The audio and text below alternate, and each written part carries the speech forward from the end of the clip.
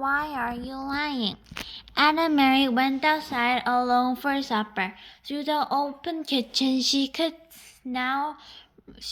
hear Mama and Ellen talking as they washed the dishes.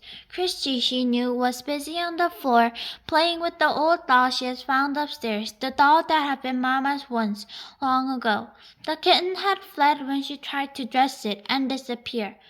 She wandered to the barn, where Uncle Henry was milking Blossom. He was kneeling on the straw-covered floor beside the cow, his shoulders pressed against his heavy side, his strong tanned hands rhythmically urging her milk to the spotless hurt bucket. The god of thunder sat quietly poised under nearby watching. Blossom looked up at Anna Mary with his big brown eyes and moved her wrinkled mouth like an old woman adjusting false teeth. Anna Mary leaned against the ancient splintered wood of the barn wall and listened to the shaking, rattling sounds of the streams of milk that hit the bottom of the bucket.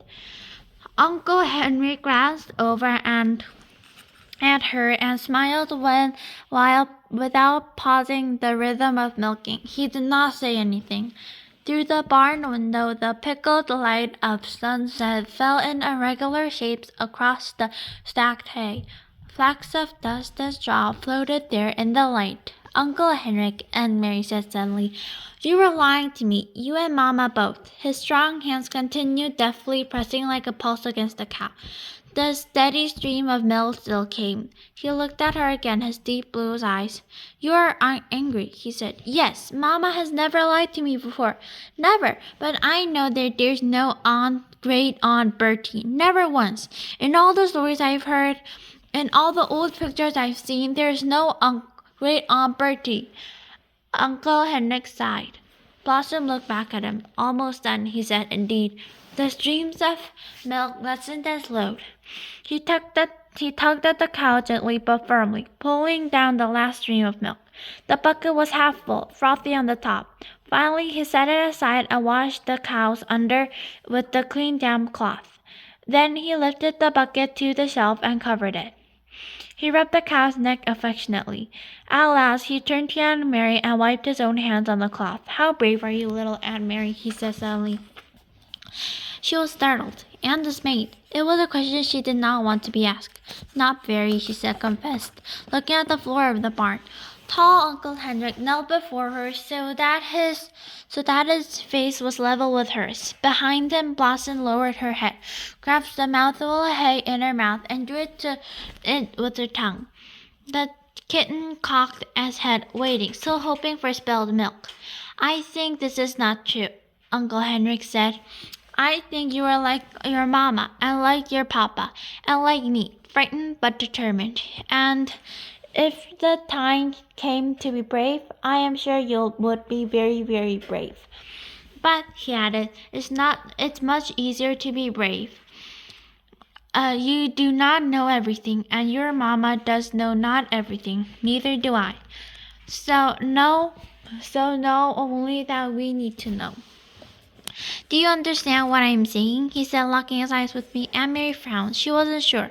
What did bravery mean? She had been very frightened that day, not long ago, though it now seemed far into the past, when the soldier stopped on the street and asked questions in a rough voice. And she had not known everything then. She had not known the Germans would take away the Jews. And so when the soldiers asked, looking at Ellen that way, "What's your friend's name?" she had been able to answer him, even though she was frightened. And she knew now everything. It would not have been easier to be brave. She began to understand just a little. "Yes, I think I understand. You guessed correctly. There is no great Aunt Bertie, and it has never been. Your Mama lied to you, and so did I. We did so," he replied, "to keep you to be brave, because we love you. Will you forget us for that?" Aunt Mary nodded. She felt older suddenly. "And I'm not going to tell you any more. Not now, for the same reason. Do you understand? Aunt Mary nodded again. Suddenly there was noise outside. Uncle Henrik's shoulders stiffened. He rose quickly when the windows of the barn suited the shadows and looked out. Then he turned back to Aunt Mary. "It is the hearse. It is great Aunt Bertie, who never was." He smiled wryly. "So, my little friend, it is the time for a night of mourning to begin. Are you ready?" Aunt Mary took her uncle's hand and led her to the barn. The gleaming wooden casket rested on supports in the center of the living room, and was surrounded by a fragile papery flowers that Aunt Mary and Ellen had picked that afternoon. Lighted candles stood on the holders on the table, cast a soft, flickering light. The hearse was gone, and the solemn-faced man who was carrying the casket indoors had gone with it, and speaking quietly to Uncle Henrik. Christie had gone to bed reluctantly, complaining that she wanted to stay up with the others, but she was grown up enough. But she had never been before for seeing a dead person in a close-up box, and it wasn't fair. But Mama had been firm, and finally Christie, sulking, had trudged upstairs with her dolls under one arm and the kitchen under the other. Ellen was silent and had a sad expression. "I'm so sorry for your Aunt Bertie died," Aunt Mary heard her say to Mama, who smiled sadly and thanked her. Aunt Mary had listened and said nothing. So now I'm lying to my very best friend. I could tell Ellen that it wasn't true, that there were no great Aunt Bertie. But I could take her aside and whisper the secret to her so she wouldn't have to feel sad. But she didn't. She understood that she was still protecting Ellen the way her mother had protected her. Although she didn't understand what was happening, and why the casket was here, and who in the truth, she knew it would be better, safer, for Ellen to believe in Aunt Great Bertie. And she said nothing. Other people came till the night grew darker. A man and a woman, both of them dressed in dark clothing, the man carrying a sleeping baby, appeared at the door, and Uncle Henrik gestured them inside. They nodded to Mama and the girls. Then they, following Uncle Henrik, to the living room and sat down quietly. "Friends of Aunt Great Bertie," Mama said quietly in the response to Aunt Mary's questioning look. Aunt Mary knew that Mama was lying again, and she could see that Mama understood that she knew. They looked at each other for a long time and said nothing. In that moment, with that look, they became equals. From the living room came the sound of a sleepy baby's brief wail. Aunt Mary glanced through the door and saw the woman open her blouse and begin to nurse the infant, who quieted.